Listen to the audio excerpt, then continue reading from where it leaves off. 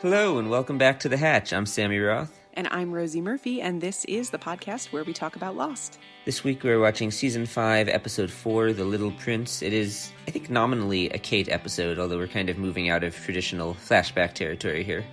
I'll second that. And we have the second part of our interview with prop master Rob Kyker, who you also heard from last week. Let's get right into the episode.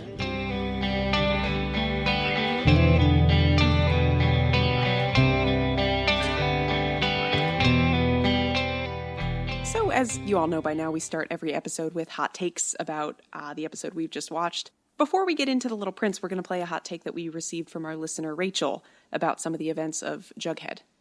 Hey, it's Rev Rachel, the one who's writing her thesis, master's thesis, that includes Lost, Jack and Hurley specifically. Okay, there was so much in this episode that I liked. I loved when Sawyer asked Juliet how she could speak Latin, and she said it's Others 101. Awesome. When Locke asks Juliet, how did you know Richard would be here at the camp? And Juliet said, Richard's always been here. And I guess I should just say from the top, Juliet rocks, and Juliet is rocking all over this episode. I love the way Locke owns his presence. When he walks into the camp yelling, Richard Alpert, and then just the way he stakes his claim and says, you've met me, you helped me, I helped you make this camp. By the way, Jacob sent me. And how he's able to take command. For the first time, we see Locke really owning his place on the island as Locke, before he comes back as something else. Well, Rachel, I think we both agree with you about Juliet. You didn't use this term, but she's got a strong case for MVP this year thus far, I think. Yeah, I've basically already settled on that. Apologies for taking the suspense out of things.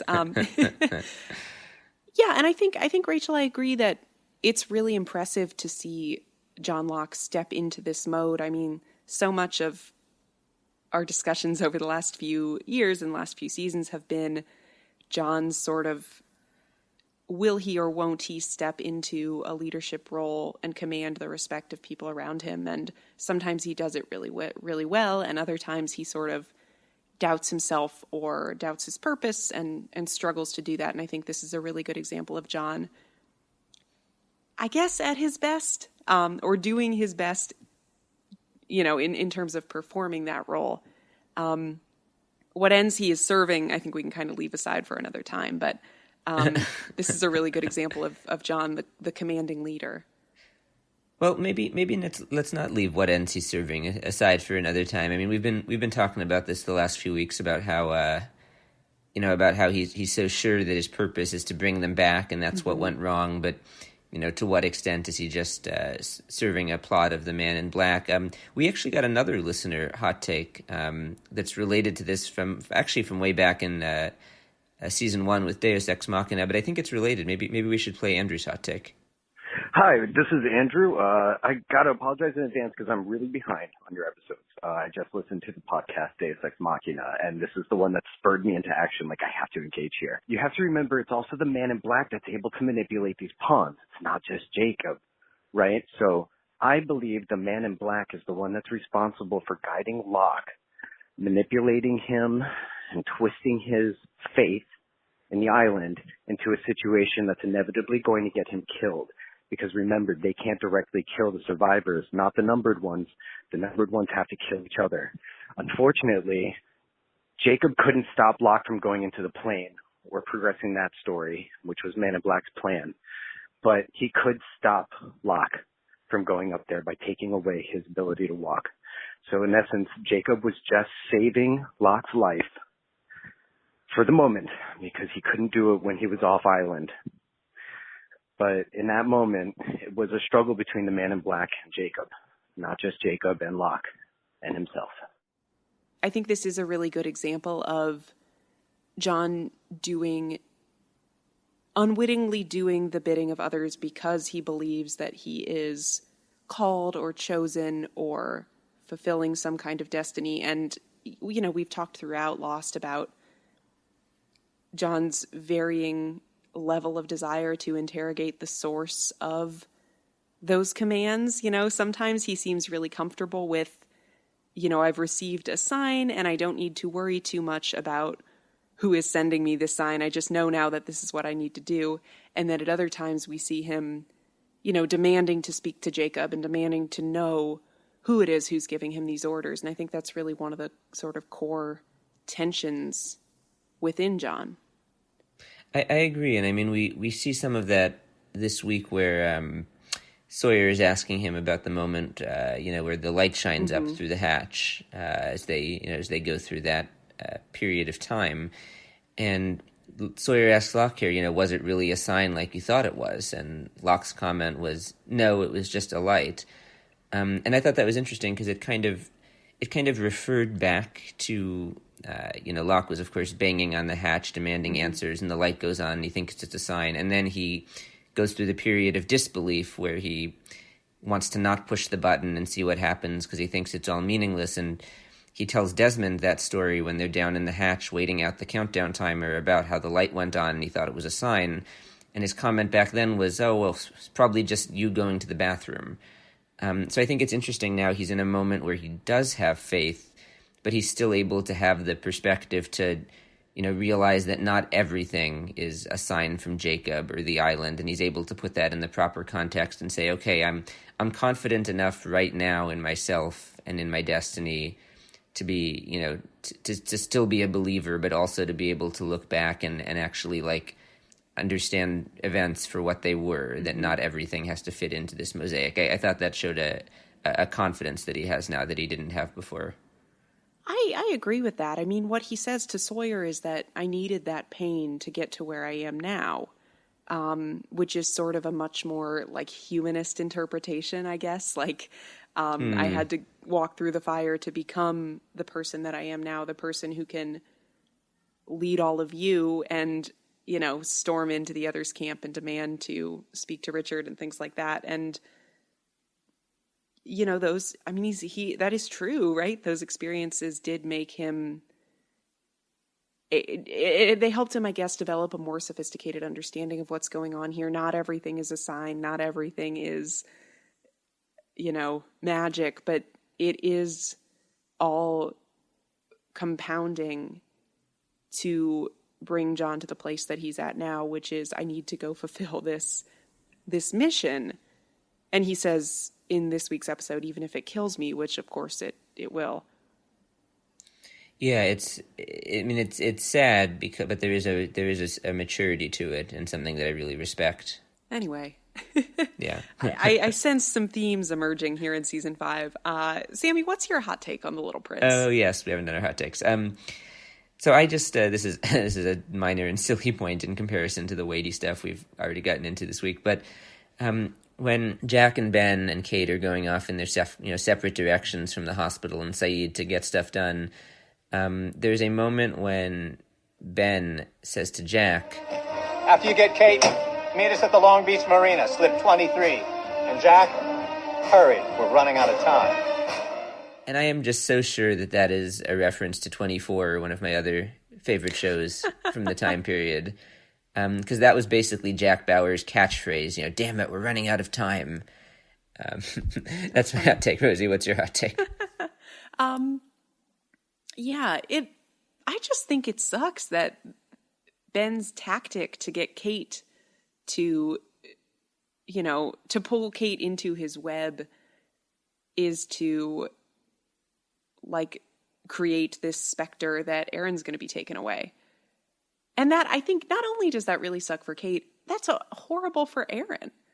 This is a child who, through no fault of his own, was born on this wacky island and then was taken off of it and now seems to have a relatively, stable home and a loving mother. And Ben is just, we've talked a lot about powerful forces using our protagonists as pawns, but this is just such a transparent and obvious example of that being done. And it's just really, really cold and calculating, especially knowing that, Ben had a daughter and was often cruel to her and She died in the midst. She died because Ben was sort of trying to use her as a pawn in his grand plan. Kimi didn't. He misread what Kimi was going to do, and she died. I just really wish he would stop messing with other people's kids. Yeah, I couldn't agree more. It sucks. It really sucks. We will see, I think there will be a small moment when Ben realizes what he's doing in a couple of episodes when he goes to fulfill his promise, I guess, to Charles Widmore that he's going to kill his daughter. And, he'll see Desmond and Penny's son and decide not to do that, like a tiny moment of reprieve when he sees the humanity in another parent. But for all that Jacob and the Man in Black have done to manipulate and, modify the circumstances of these people's lives, Ben has done that too, in service of the same thing, for reasons he doesn't always understand. I get that. But Ben's tactics just kind of stink. That's all. They do. I mean, to bring in another example of Ben fucking with people's kids, Dan Norton, the weird lawyer character, says to Kate this episode, "You are going to lose the boy," which was so reminiscent to me of Tom Friendly on the boat. Yeah. In the season 1 finale, "Just give us the boy." And of course, that's another example of Ben having someone's child kidnapped. So there you go. He has a pattern here. A really gross pattern. Yeah, not a vote super in confidence of Ben. No, although I just want to say that it did kind of crack me up at the end when Jack was like trying so hard to defend Ben to an incredulous Kate. He's with you? I know this is going to be hard to understand, but he's here to help us. To help everyone that we left behind. We all need to be together again. It's him. What? It's him. He's the one who's trying to take Aaron. No, you don't understand. No, Jack, she's right. It was me. And Jack's face was just like... I did laugh at that. He was so dumbfounded. It was great. Yeah, that was pretty funny. And there is an element of like, come on, Jack. Like, I get that you want to go, we get that Jack and Ben are sort of in cahoots here because Jack also wants to go back to the island, but like, still not a trustworthy party here. Yeah. Yeah, and frankly, never really becomes a trustworthy party. I think that part of his development happens after the end of the show for the most part. Yeah. It was funny to me that the lawyer, Norton, also is representing Mrs. Littleton, like seemingly truly absent of any of this. I was like, is there only one lawyer in Los Angeles? Like, why does this guy... I can confirm there's more than one lawyer in Los Angeles. Yeah, frankly, I had a note written on that like that's just that's just a bizarre. And this was a great episode. That was the one point that I was like, really, come on, like you're just going to play that off as a coincidence? Like that's too unbelievable. Like no way. Right. Come on. Speaking of talking about people who are manipulative and running around doing stuff with children, even though she didn't really do anything to harm Aaron, there was something that was like kind of skin-curdling to me about Sun showing up with her, newly acquired pistol to shoot Ben and having just Aaron in the back seat with her. I don't know. It made me uncomfortable. Yeah, I mean, definitely. 100%. I guess the alternative... I mean, Sun is clearly very wealthy. She can hire a babysitter, Like, leave this kid at home while you go do your murder. He's been through enough, He's been through enough. Leave this kid home while you go do your murder.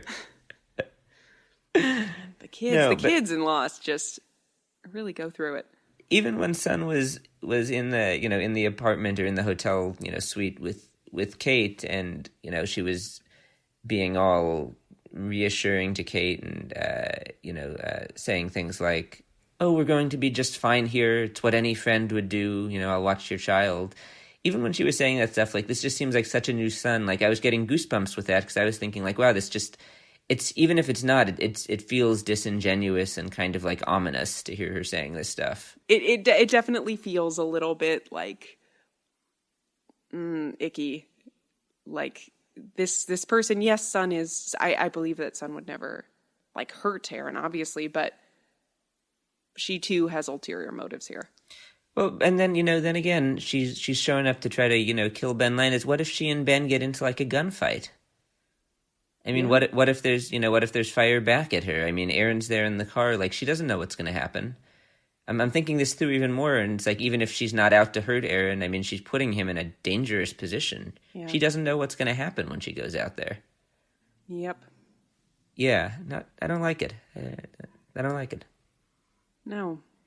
I kind of think we should talk about Kate a bit more. I thought it was interesting, since this is nominally a Kate episode, I thought it was interesting at the beginning in flashback on the Searcher, which is getting a surprising amount of screen time, to see the origin of this idea that she should say that Aaron was hers.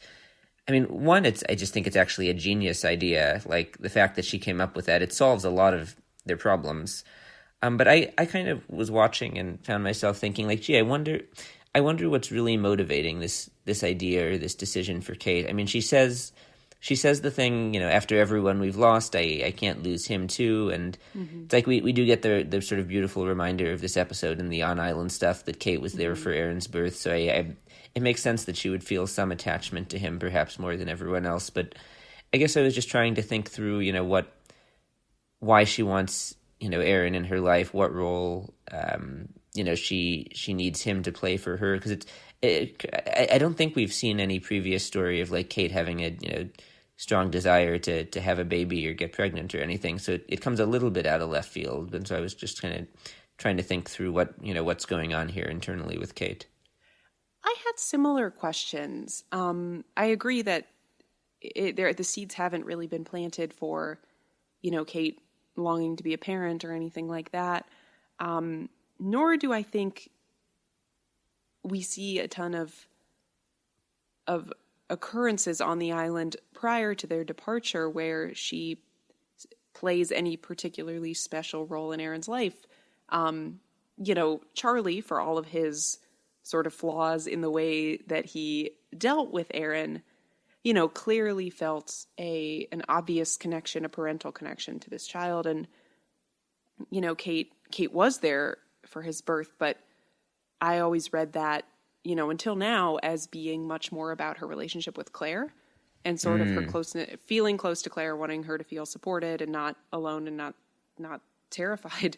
But yeah, I agree that it feels a little bit sudden, and I don't know that the idea is all that brilliant. I mean, I think you're onto something about her relationship with Claire. I mean, the best that I could come up with here was maybe she feels a sense of obligation to Claire to raise the child, and she regrets not having been able to get Claire off the island, for instance. I don't know. It's a little bit of a shot in the dark, but that's the best that I could do. Well, yeah, but I think there might be something to that. We also got a reminder earlier this season about the guilt that Kate feels over, not being able to get Jin off the freighter. True. I wonder if there's something going on there too about not only are these people that we've lost, but, we haven't simply lost them. Part of that was sort of my fault, or her, maybe a sense of guilt there. Similar to what Jack feels, I think, about, the people we left behind. They, passive voice, they were left behind, but Jack feels, I think, a sense of personal obligation there, that he was the leader. He was supposed to get all these people out, and he failed. I wonder if Kate feels a little bit of that too. Again, but I'm not quite sure. I think it's still a bit of a leap from there to now I have to raise this child. I don't quite get why Kate makes this move kind of out of the blue. And Jack says, like, yeah, seems like a good idea. Like, it just seems like this could introduce, and does end up introducing, albeit at Ben's doing, a lot of complications. So we've talked about Kate, we've talked about Ben. I think we probably ought to talk about. Before we get to the island, do you have anything to say about Jack or Saeed here? Yeah, I do think it was kind and sort of humanizing when Jack and Kate are in the car together. Jack says to her, don't forget that Aaron's my family too.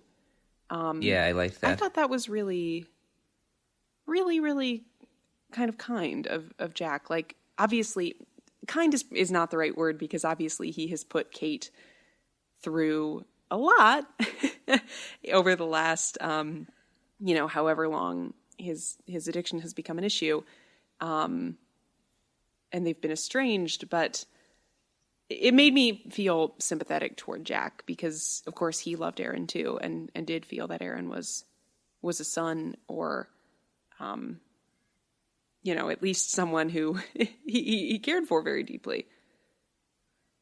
Yeah, I agree with that. I was moved by that line, although I was also surprised to realize on that scene in The Searcher at the beginning that Jack, he didn't even know that Claire was flying to LA to give up Aaron for adoption. So he did have that connection with both of them, and had that even before finding out that they were really actually family, that sense of obligation. But at the same time, Jack was like definitely not on the island asking people about their personal lives and how they were doing. He was busy saving and fixing things. Yes, busy giving people stitches and potentially amputating legs. And that's a good point. Aaron is literally Jack's nephew, I guess. Oh yeah, I thought that's what he was referring to in that scene. Oh, I thought he was referring more to like the familial bond of having helped raise Aaron for a couple of years, but both. Why not both? Yeah. Yeah. It's true. Would have been interesting if Jack and Kate had gotten married, because then Aaron would have been both Jack's son and his nephew. Ooh, that's a strange brain teaser. Yeah. Also, Jack says that Saeed was unconscious for over 42 hours and had the equivalent of 3 doses of horse tranquilizer in his system. Holy shit. How is he alive? Yeah, I don't super know what that means. I'm not going to pretend to have any medical knowledge whatsoever. Neither do I. It sounds quite bad. It sounds bad. Yeah. And does make it seem pretty remarkable. But again, Saeed is the superhero, so I think we see some really moving personal growth from Sawyer here. Absolutely. He very clearly is experiencing regret about his relationship with Kate, the things he sort of said or didn't say, things he wishes he'd done differently. Now, of course, he recognizes that time has passed and there's nothing he can do about it. But, and it clearly seems sort of committed to recognizing those mistakes and doing better next time, which I think is really nice and not something Sawyer has always been good at doing. Yeah, I agree. I thought that his confession to Juliet when they finally reach the beach, that about what it felt like seeing Kate out in the jungle, and how he realizes he could have reached out and touched her and talked to her, but that time has passed. It's definitely. I agree with you completely. There's a quality of reflection there, and just being able to recognize like his own feelings. Yeah. And be cognizant of them and acknowledge them, that we haven't really seen from Sawyer in the past. Yeah. To me, that's what the growth is. I also love that seeing Juliet prod that out of him. Masterful. He's this is just such great build up to the Sawyer-Juliet relationship, but like Sawyer is clearly not willing to tell, Locke what's going on and what he's feeling. And even the first time, Juliet asks him, he was about to tell her how he really felt about it, and then you have the great moment where he says, "Time travel's a bitch," and then they immediately get interrupted by the shots ringing out from the other outrigger, which is, which is a phenomenal sequence, by the way. Like, I just love that whole sequence, and I especially loved the pair of Sawyer lines when he sees the flash coming on.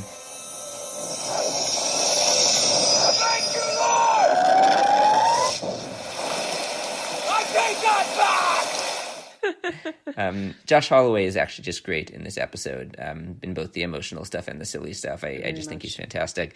But then when they get to the beach and Juliet actually follows up and pushes him again, like, she really does want to know. And I think she knows it's important to him, and I think she's starting to care about him here too, is what's going on. Yeah. So I appreciated seeing all of that sequence. And I think something notable here is that she always calls him James rather than Sawyer, which is something that John Locke always did too, and always struck me as a subtle way of saying, I see through this facade that you're putting on. Like, I'm going to insist on using your real name because you're trying to be this Sawyer. I mean, Sawyer was always sort of a character that he played. Yeah. It was a name he took from this other con man, and the insistence on sort of using his real name, I think, is an insistence on saying, like, cut the bullshit. I know what you're really about. I like that a lot. And I also think that we've seen from... And Kate, I mean, I think Kate occasionally called him James, but when I think of them interacting in my mind, I hear Kate calling him Sawyer. Yeah. The stuff with the French science team is fucking cool. I agree. And this is where I want to end it today. I just love that. I love that we're returning to a mystery from season 1. It's phenomenal storytelling. I mean, as soon as they pick up that piece of luggage or that piece of metal or whatever it is with the word in French on it, I was like, oh shit, that's right. There's this whole French science team who came to the island. I forgot that this happened. Nice. And of course, it's not until the very, very end that Rousseau identifies herself. And it's after Jin washes up on this door where apparently he's been floating this whole time. And it comes so out of nowhere. Like, yeah. He was killed 4 episodes ago at this point in the previous season, and they've given us no reason to believe he might not have died. And so just totally out of nowhere, like, bam, just kidding, Jin's alive. And the Whoa, shot is, like, blown. up close on his face. Like, it really hits you like a punch. I mean, he's just, because it's dark and they're in this storm and they recover this body and they sort of roll him over and the camera's right there on his face and you're like, oh no, that's Jin. It's phenomenal. What a moment. No, and to do it with the French science team, bringing them back out of nowhere, like, it's just so great. It's so great. Yes. Whenever things even start to get a small bit, and it's not like things are getting boring, there's still a lot going on. But we just had to reintroduce a couple of elements, I guess. One other thing that I liked about it is that they didn't subtitle the science team speaking in French, which I think made it even more, like, hectic and mysterious and disorienting. Lostpedia has the transcript, so of course I looked at it, and the first line that one of them says when they're, that first scene with them is, "I told you so. We never should have followed those damn numbers," which is fun. But I just think that was a cool move to not actually put the subtitles on there and force you to go figure it out for yourself if you really wanted to know what that was a very Lost move, I thought. Well, remember way back in, I believe, season 1, there's an episode called In Translation, and we talked about the decision to not use subtitles during parts of what Sun and Jin are saying to each other. Oh, yeah. And yeah. that it gives an English-speaking viewer the sense of, not being privy to these conversations, which is the actual experience of being in real life and hearing conversations in languages you don't know. I thought this was, if that is in fact a real device, I thought this was a really good use of that device, like that disorienting sense of like, oh gosh, and it puts you in Jin's shoes almost again for a moment where you're just experiencing, clearly things are very hectic, clearly a lot is going on here, and if you do not speak the language, you don't get to know what it is. It evokes a really interesting feeling. One other mystery here that's introduced is the outriggers. And I know that I've said before that the one mystery that I really, really, was unhappy with them for not resolving is who is in that other outrigger in the chase scene here. I think I'm finally ready to forgive Damon and Carlton for that one. Call it a hindsight maybe, but I just enjoyed watching that sequence so much. everything that's going to come with just, the outriggers being so useful and which one is where. And, the line in this episode where when we first see them, Sawyer asks, "Who came in these? Others?" And Juliet's like, "Don't look at me." It's such a cool story, and I enjoy watching it now so much that I think I'm finally like, okay, I can accept that we never find out who is in the other one. Like, it would have been great. I know they claim they know who it was, but I think I'm finally mostly at peace with it. A bold confession from Sammy here today. Should we go to the interview? We should go to the interview. We've got Rob Kyker back, prop master. You heard the first segment of our conversation with him last week, talking about spray painting bunny rabbits and going to his emergency glass blower at the University of Hawaii. But he's got a whole bunch more stories to share, and they are some good stories, I've got to say. Let's play it. Were there any particular, you talked about some of the other crew members that you worked with. Were there any particular actors that you liked working with or had memorable experiences with? I like all of the actors. There was none of the actors that I didn't get along with personally. I liked all of them, but there were, it was kind of cool about that is if the Dolly grip was having their 1-year-old's birthday, and you got invited to the 1-year-old's birthday party, you just never know who was going to be there because the cast and the crew were one and the same. So you could end up having a barbecue with Josh and Hurley and all of it, and often did. I can't even count the amount of times that I've surfed with those guys, and it wasn't like a lost thing or, it was like, oh, somebody's cousin's having a luau, you're invited, so let's go. And so the island made that cast and crew more of a family than most. Yeah. Something you've mentioned a couple times now is just having to pull things together really quickly. What were your timelines like? Did you know what kind of stuff you were going to have to be creating before you got a script, or was it just sort of set in front of you and you were like, okay, here we go? No, unless it was really big.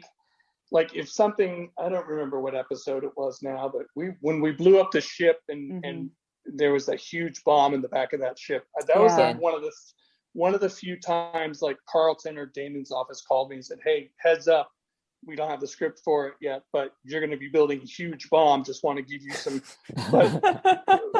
But for the most part, I had 10 days. I got the script at day one of prep on a good. For the most part, we got the scripts and we had 10 days to do whatever was in that script. And they were really good about, hey, if you need, we'll give you as much time as you need to build this dead boar. So we'll schedule that on day 8. We won't put that on day 1, so there was a lot of that, where it's like, okay, this is what you want. Get it drawn, get it approved, get it sourced out. You're into day 2, day 3, hopefully, and then you still have 5 days to get it made and get it shipped to you. So everything felt like it was in a hurry, but Can you tell us a bit more about that process? So you sort of get an assignment, then there's a conceptual drawing phase, I guess. Like, what are the steps involved in creating a prop? It just depends on what the prop is. I don't remember what they were called, but at some point in time, somebody found like this weird spacey gadget that like you could zap people with on Lost. It was really out of place. It was black and had a red button, like that kind of thing where it doesn't exist in space and in real world. And so, my, first time I'll read it and it's like, okay, this is, I'll either draw something out or ask somebody to draw something for me that said, kind of, this is what I'm thinking of for this prop. And then depending on who the director is, if Jack's directing, he can approve stuff pretty much on his own because he's the executive producer, or Steven, same thing. But, or if it's a guest director, then I probably start with Jack or Steven and make sure that they like, and if it was really big and really important, then it could go, Carlton wants to see it, Damon wants to see it, Jack wants to see it, everybody, depending on how important it was, how many people I have to get an approval for. And then And then, then it becomes just a matter of getting it dialed in. I got a good story about that is actually completely against what I just said, but I'll tell it anyway. Yeah, go for it. What season was Claire's baby? When the baby was born? Yeah, no, she had the creepy doll baby. Season. Okay, so you're in season 5? Season 6. Season 6. But that's okay. Tell us about the creepy doll baby story. Okay, so I read the script on day 1, and it says that Claire has fastened a doll out of sticks. I think that was the extent of the description. And Jack was going to be directing that episode. So I just got up from my office and I started walking around the studio lot, and I just started picking up sticks and picking up this, picking up that, picking up weird shit. And then I went upstairs into that mezzanine that I was telling you about earlier, and I was rummaging through shit, and I found like old fake rabbit skulls and something from somewhere else, some other episode, and old fake fur and buttons. And I, with a hot glue gun and the stuff that I just mentioned to you, I had that doll built in one day. Oh my just goodness. Out of the top of my head. And I walked into Jack's office. I'm going to back up. I didn't do the buttons. I brought it into Jack's office. He's like, oh my God, that's so fucking creepy. I love it. Make it creepier. So I'm like, all right. So I left, and that's when I found the buttons. I made like really weird old button eyes and that thing. And then, so Jack loved it. And then I don't know how it happened, but like Damon saw it and he loved it so much that he's like, I want one of those for my office. So I had to do it again. And I ended up making 2 of them in one day out of like, with just completely contrary to what I just said. No approvals, no nothing. I just went out and did it.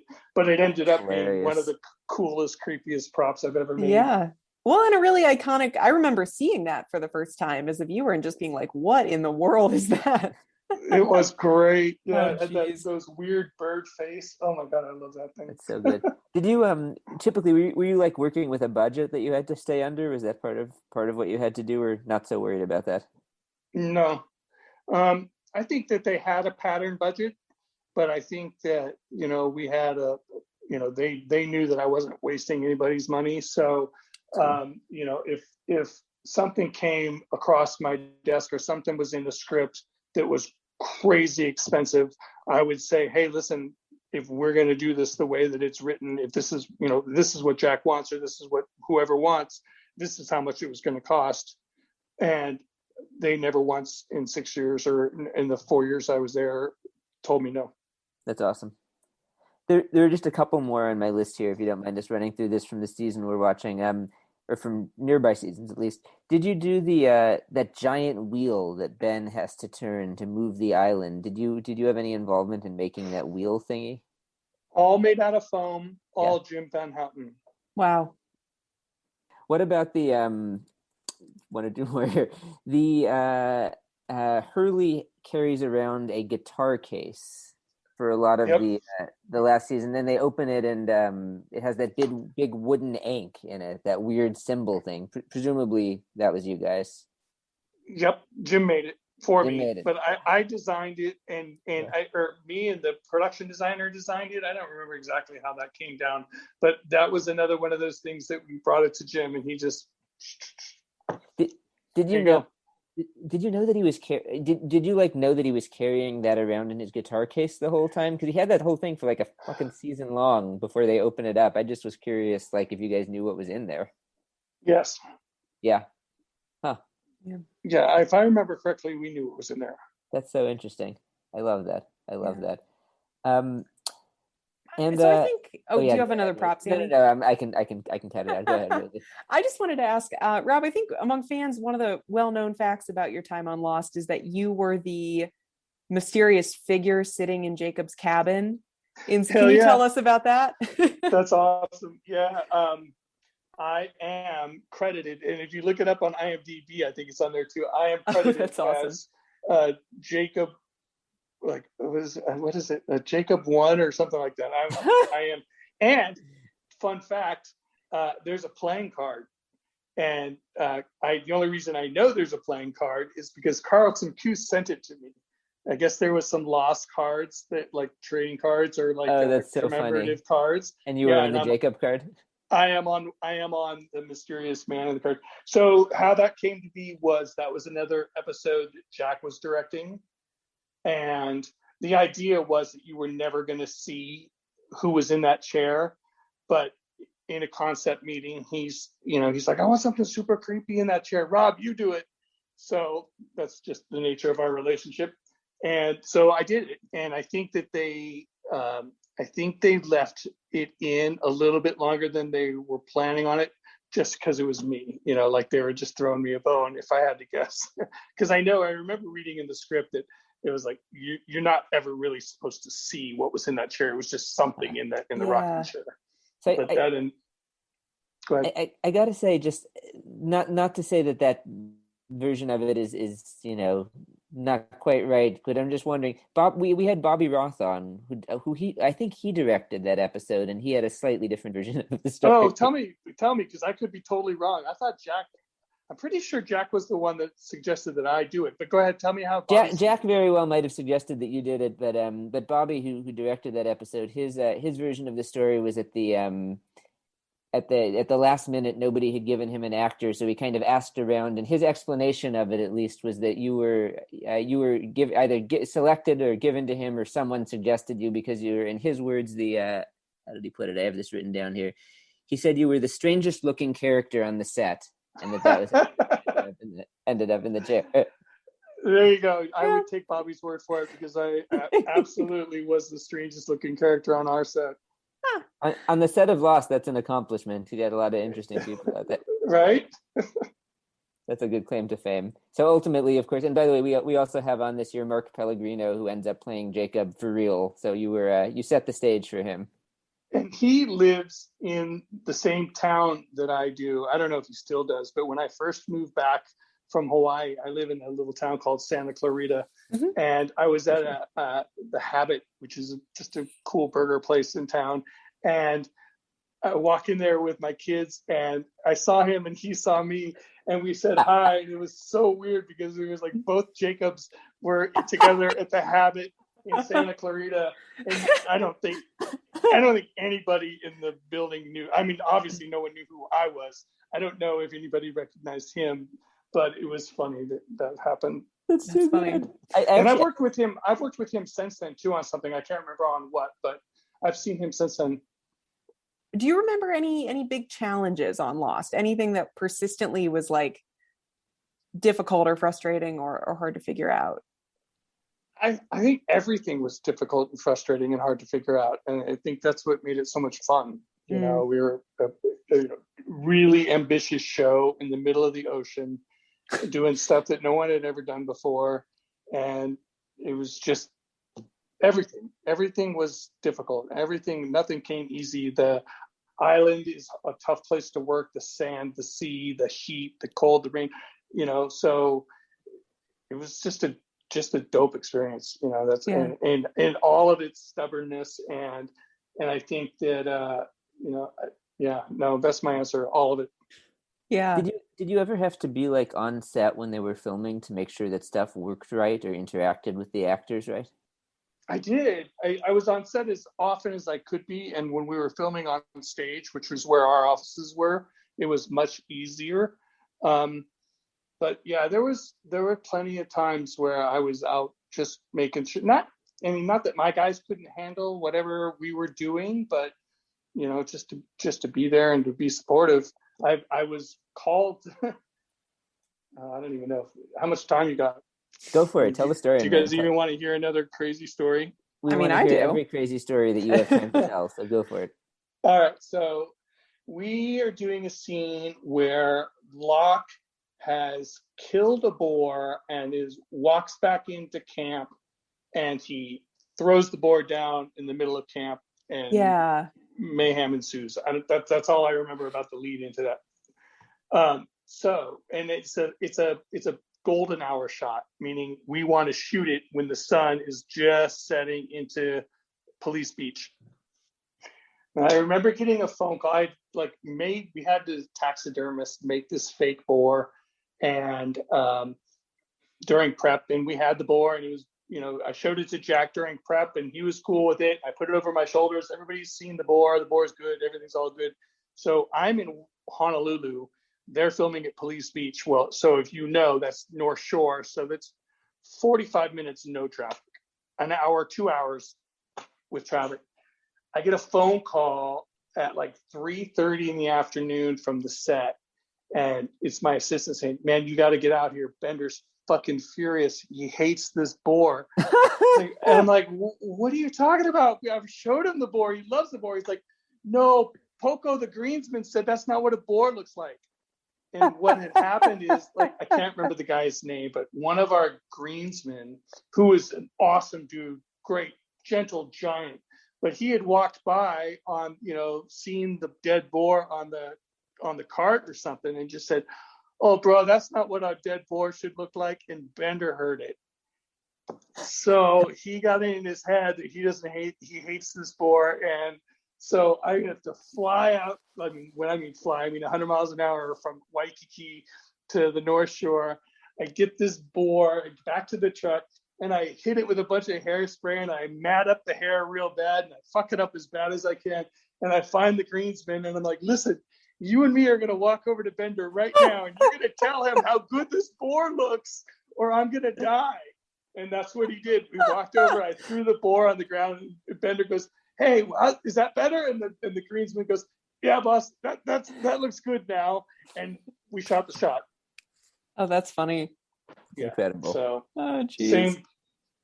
had the same thing happen on when we were doing the polar bear in the cave. I was doing the animatronic polar bear with one of my assistants. We had flown over to the Big Island to shoot in the lava caves, and it was only a crew of like 5 of us. Stephen Williams was directing, and we had this PA, a production assistant, a local kid, who ended up moving all the way up to becoming our first AD. But at the time, he was a PA, Norm. We've hiked down to the lava tubes. It's probably a half-mile hike one way. We get everything down there. Everything's been approved already. So I walk up to the monitor, and I've just kind of aged this Tonka truck a little bit, more than it was previously, because I wanted it to look rusted. And the PA, not knowing any better, he looks at the truck and he goes, "Oh, bro, I thought the truck was going to be bigger." But he said it right in front of Stephen Williams, the director, and the director looks at me and goes, "Can we make it bigger?" So I was just screwed. No, can't make the truck bigger, Steven. It's a Tonka truck. Oh my gosh. That's the kind of stuff that happened on Lost. That's what made it so funny. But it's been so long. No, that's so cool. Did you keep anything else besides the Dharma beer can? Do you have any other Lost props sitting around your house? I do. I have the very last scene of Lost was scheduled in such a way that we shot it the very last night. So, by design. So it was kind of like a send-off. Yeah, I grabbed, it doesn't do you any good because we're not really filming this, but it's right there. It's in my kitchen. I grabbed a bottle of Dharma wine, and I had every actor that was in that church sign it. Oh. So I have that. I have a bottle of red Dharma wine signed by every actor that was in that church, which is all of the main actors and most of the supporting cast as well. Yeah. Yeah. Did you have to make anything for that church scene? Yeah, no, I just remember that being a lot of partying in between trailers. A lot of people, there was a lot of drinking going on, and a lot of, it was a really, really emotional night for a lot of people. You know, that was the end of the end. Yeah, I'm sure it was for you. What did you think of the finale? I mean, just what's your take on it? Because it's an episode that generates a lot of opinions. I don't really understand how the show ended. I don't know what it all really meant. I mean, they were dead, but they were kind of fixing their lives. And so to answer your question is, I don't know.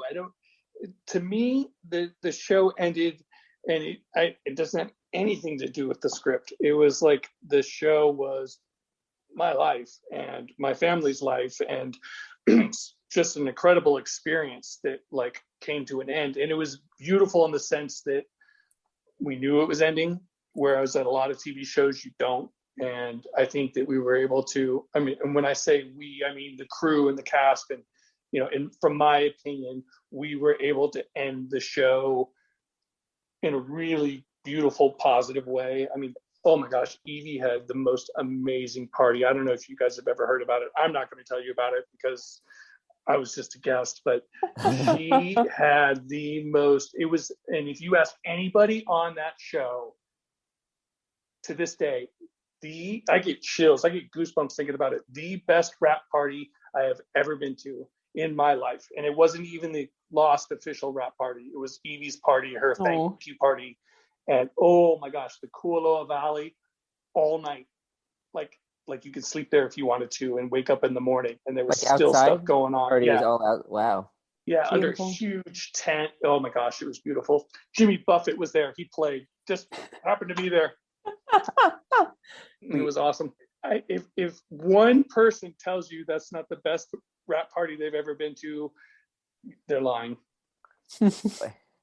Yeah, I mean, where we typically like to end is just to ask what you're working on now and where we can see your work on TV and in movies. I just finished a series in Wilmington called This Country, which is out of my wheelhouse. It was a half-hour comedy thing that, like, just, pardon me, the prop master that was doing it had to leave. So I came in and just finished it for them. And it's based on a BBC thing called This Country. And it was funny. It was cool. So I did that. And that should be coming out. I think it's on Fox in the fall. And then just yesterday, finalized the deal. I'm going to work on the second season of a series called The Hunters with Al Pacino. And I'm so excited about that. It just seems like something. I started watching it a couple days ago, and it's gnarly and weird and artistic, and that's just right up my alley. That's awesome. Where does that air? That's on Amazon. Season 1's already out. It's an Amazon show. I think Hunters on Amazon. Yeah, starring Al Pacino. I can't imagine it's too hard to find. Probably. That's usually the last question, but just one more. You've done a lot of stuff in your career, obviously. I mean, you got a long IMDb page. Where does Lost fit into it for you? I mean, is just where I'm not asking you, was Lost the best thing you did or not? We don't have to go there, but just how do you think about Lost's place in your career? It's the best thing I've ever worked on. Okay. That makes it easy. Yeah, no question. There's no question. Just the best experience, the best. Yeah. Well, you'll get no argument from us. Yeah, no. Anyway. I would imagine most people that were lucky enough to work on it feel the same way. I've got to say, the story about Claire's doll is one of the most remarkable and funny things I have ever heard. Just the encouragement to make it constantly creepier. I mean, as a viewer, I experienced that. It was deeply creepy. I mean, as a viewer, I thought Claire's fake baby was pretty dumb, frankly, just like most of the Claire season 6 storyline. But I appreciate it more after hearing Rob's story about how much fun it was to make. I now look forward to at least being able to appreciate his work as that story comes up, even though I wasn't that into it at the time. By the way, Rob also mentions, we mentioned to Rob that we're having Mark Pellegrino on the podcast later this season. So there's some news for you. We've got Jacob coming on the podcast at the end of this year. So that's something else to get excited about. Yeah, we will have had both Jacobs on the podcast, much like The Habit in Santa Clarita. We will be back next week, as always, with This Place is Death. As Sammy has mentioned, our special guest that week will be Fionnuala Flanagan, who of course played Eloise Hawking. Really excited to share that conversation with all of you. In the meantime, follow us on social media. We're on Twitter at The Hatch Podcast, Facebook.com/The Hatch Podcast, and rate and review us if you don't mind, wherever you listen to the podcast. It helps people find the show. Our theme music is by Andy G. Cohen, and our cover art is by Danny Roth. And we will be back next week. Namaste.